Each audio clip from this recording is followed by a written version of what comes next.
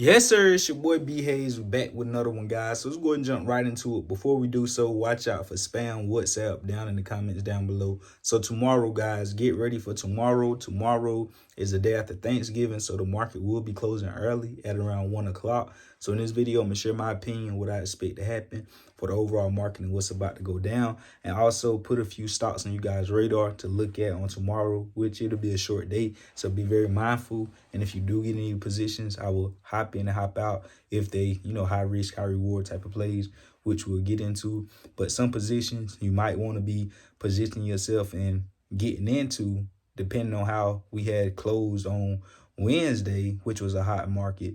And if tomorrow we pick up and have that same momentum, which I think and believe we should have, then it might be good to position yourself in a nice, tech or security like Carvana that we've been talking about that's down significantly, because over the weekend going into next week, it could jump significantly in the pre-market. You could miss out on a nice little spike, guys, to the upside, because we know how the market likes to do.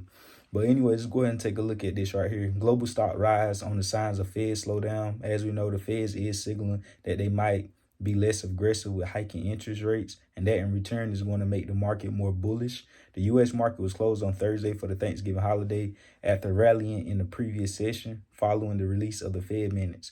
Asian stock indexes rose Thursday. So Asian stocks rose Thursday, playing catch up to the U.S. gains. Japan's 225 Nikkei climbed 1.1%, and Hong Kong's Hang Seng added 0.8%. So let's go ahead and take a further look at the overall market and share our opinion on what's going into tomorrow and a few things that we could look at.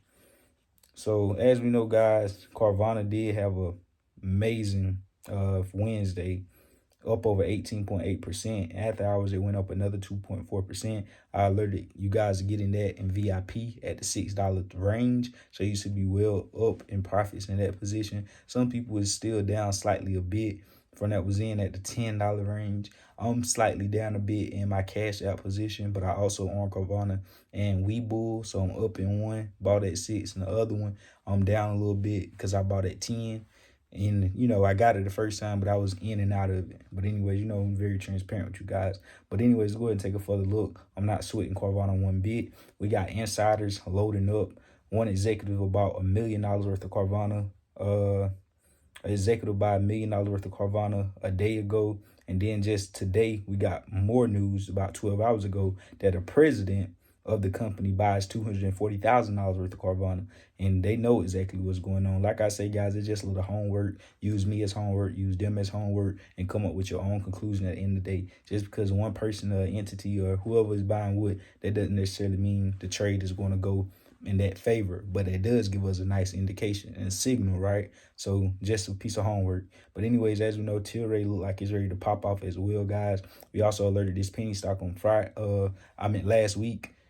It was up over 36% on Wednesday alone as well. Crazy gains, guys. It ended at 178.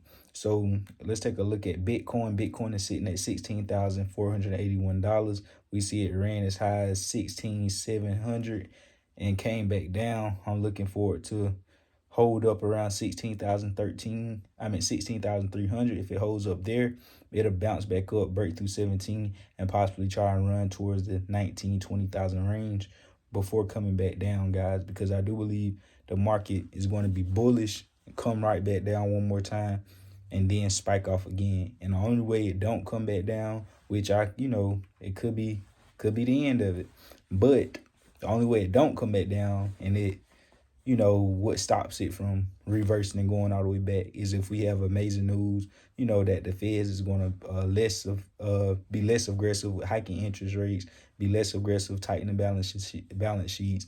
Companies see growth, after laying out people, they see profits, then they start seeing consumer spending, inflation start cooling off and all this stuff. The world drastically changed from a standstill, then of course the market may not go back down to close that gap. But if we still stay at the stance that we're at, it's definitely going to happen. So that's also got to keep that and know exactly what's going on, so we'll know, what to look forward to.